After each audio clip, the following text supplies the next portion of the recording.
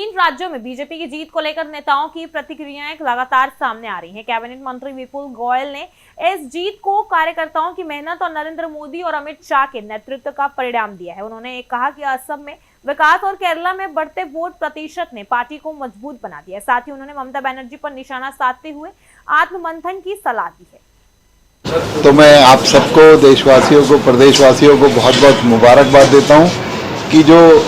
बंगाल, आसाम और पांडिचेरी के अंदर भारतीय जनता पार्टी की बहुत ही थम्पिंग मेजॉरिटी से जीत हुई है।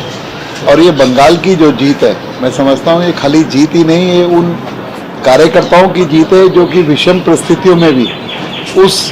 जंगल राज से रेगुलर संघर्ष करते रहे, एक लंबा संघर्ष करके आज ये जो जीत हासिल करी है। तो मैं समझता हूँ बंगाल की जनता को मैं बहुत बहुत मुबारकबाद देना चाहता हूँ। और भारतीय जनता पार्टी का जो परचम लहराया है, जिस तरीके से अन्य प्रदेशों में भारतीय जनता पार्टी पारदर्शिता की राजनीति और एक संगठनात्मक जो कार्य करती है, उसी तरीके से बंगाल भी अब उसी लिस्ट में उसका नाम दर्ज होगा। और एक बॉर्डर स्टेट होने के नाते एक बहुत ही इम्पोर्टेंट स्टेट था,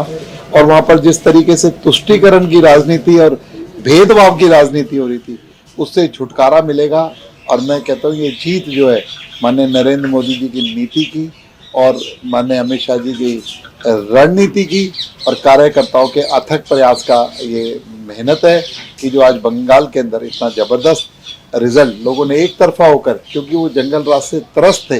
बोल नहीं पा रहे थे, लेकिन उन्होंने चुप और पहले दिख रहा था, जैसे जैसे चुनाव के अंदर गए, हम लोग भी गए और भी लोग पार्टी के कार्यकर्ता गए,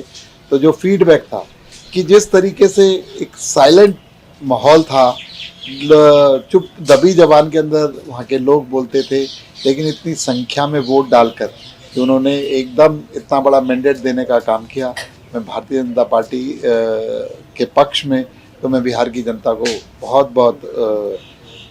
मुबारकबाद के साथ साथ धन्यवाद करता हूँ। और आसाम के अंदर भी जो उन्होंने भारतीय जनता पार्टी का कार्यकाल था, भारतीय जनता पार्टी की पारदर्शी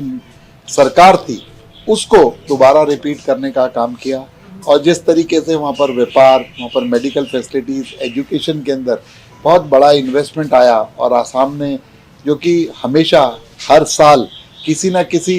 दंगों से, किसी सांप्रदायिक दंगों से त्रस्त रहता था, पिछले 5 साल का 10 साल का कार्यकाल उन्होंने देखा कि किस तरीके से असम को शांत करने का काम, असम को एक डेवलपमेंट की राह पर लाने का काम भारतीय जनता पार्टी की सरकारों ने किया। और उसी तरीके से पांडिचेरी जो कि पर्यटन की दृष्टि से भी डेवलप हुआ, और वहाँ पर जो छोटा स्टेट है, लेकिन एक जिस तरीके का माहौल और पारदर्शिता वहाँ पर रही, लोगों ने उसे अपनाने का काम किया और भारतीय जनता पार्टी के पक्ष में वोट देने का काम किया। केरल, जहाँ पर हमारी